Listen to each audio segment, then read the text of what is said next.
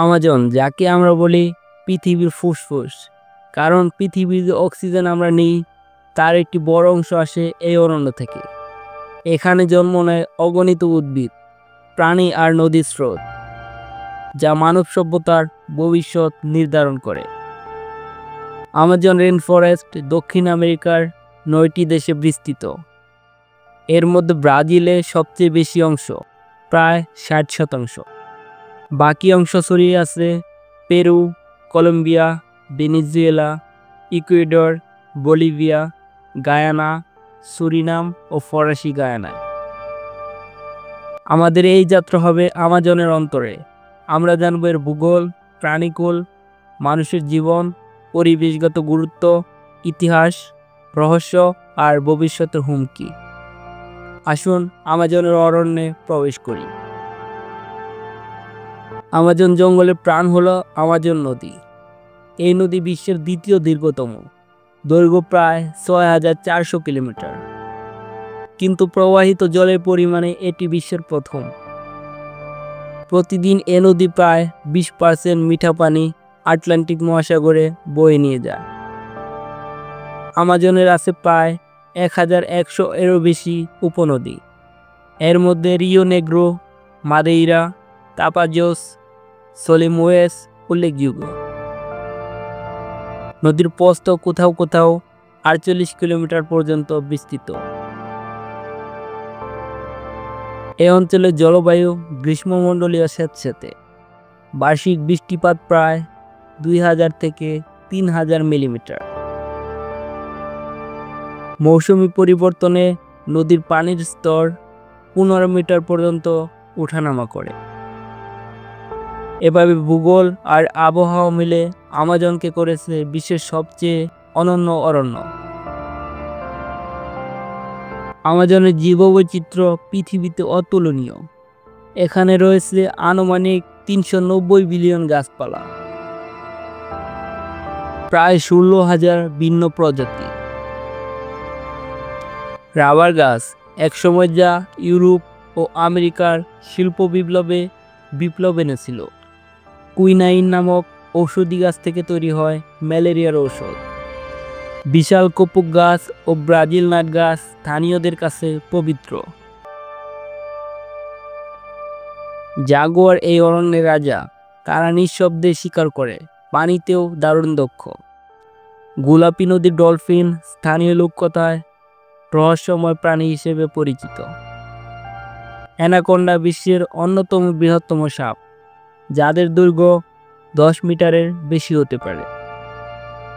Piranha, ছোট কিন্তু ভয়ঙ্কর মাছ, যাদের ধারালো দাঁত শিকারকে মুহূর্তে ছিন্নভিন্ন করে। পাখি ও পতঙ্গ, ম্যাকাও আর টুকান তাদের রঙিন পালকের জন্য বিখ্যাত। হার্পি ঈগল বিশ্বের সবচেয়ে শক্তিশালী ঈগলগুলোর একটি। প্রায় 7000 প্রজাতির প্রজাপতি এখানে পাওয়া যায়। অগণিত পোকামাকড়, যাদের অনেকে এখনো আবিষ্কার হয়নি। বিশ্বের মোট পরিচিত জীববৈচিত্র্যের প্রায় 10% এখানে রয়েছে। এটি আমাজনকে পৃথিবীর প্রকৃত জীববৈচিত্র্যের ভান্ডার বানিয়েছে। আমাজন শুধু প্রাণীদের নয়, বরং মানুষেরও নিবাস। এখানে প্রায় 400 এর বেশি আদিবাসী উপজাতি বাস করে। অনেক উপজাতি এখনো বাইরের পৃথিবীর সঙ্গে যোগাযোগ করেনি। তাদের জীবিকা শিকার, মাছ ধরা আর ফল সংগ্রহের উপর নির্ভরশীল। তারা প্রকৃতিকে দেবতা মনে করে। প্রতিটি গাছ, নদী, প্রাণীর ভেতরে তারা আত্মার অস্তিত্ব বিশ্বাস করে। উপজাতিদের রঙিন দেহচিত্র, নৃত্য, বাদ্যযন্ত্র, উৎসব আজও তাদের প্রাচীন সংস্কৃতির সাক্ষী। তাদের চিকিৎসা শাস্ত্র প্রাকৃতিক। গাছপালার শিকড়, পাতা ও ছাল থেকে তারা ঔষধ তৈরি করে। আধুনিক চিকিৎসা বিজ্ঞানের অনেক ঔষধ এই জঙ্গল থেকে এসেছে। এভাবে আমাজনের উপজাতিরা কেবল মানুষ নয়, প্রকৃতিরই অংশ। আমাজনকে পৃথিবীর ফুসফুস বলা হয়, কারণ পৃথিবীর প্রায় 20% অক্সিজেন আসে এখান থেকে। এই অরণ্য প্রতিদিন crore crore ton carbon dioxide শোষণ করে এবং বৈশ্বিক উষ্ণায়ন কমায়। আমাজনের গাছপালার বাষ্পীভবন থেকে তৈরি হয় বিশাল আর্দ্রতা, যা বায়ুমণ্ডলে ছড়িয়ে পড়ে। বিজ্ঞানীরা একে বলেন ফ্লাইং রিভার। এই জলীয় বাষ্প দক্ষিণ আমেরিকার অন্যান্য অঞ্চলে বৃষ্টি এনে দেয়।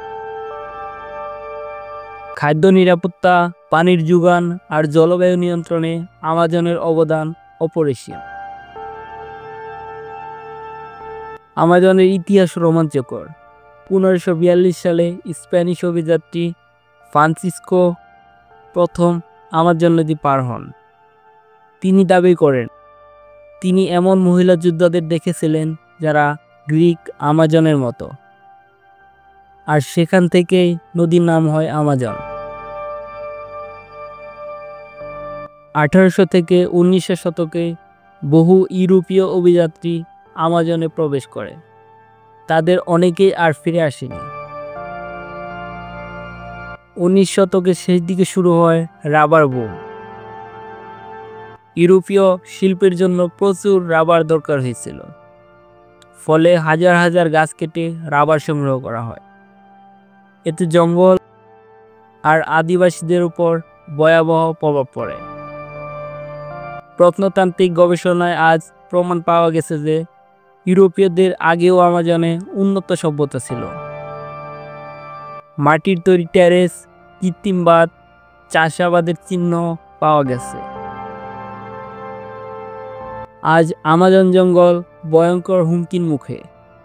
খনিজ আহরণে মাটির ক্ষতি হচ্ছে। অনেক সময় মানব সৃষ্ট অগ্নিকাণ্ড ঘটে এখানে।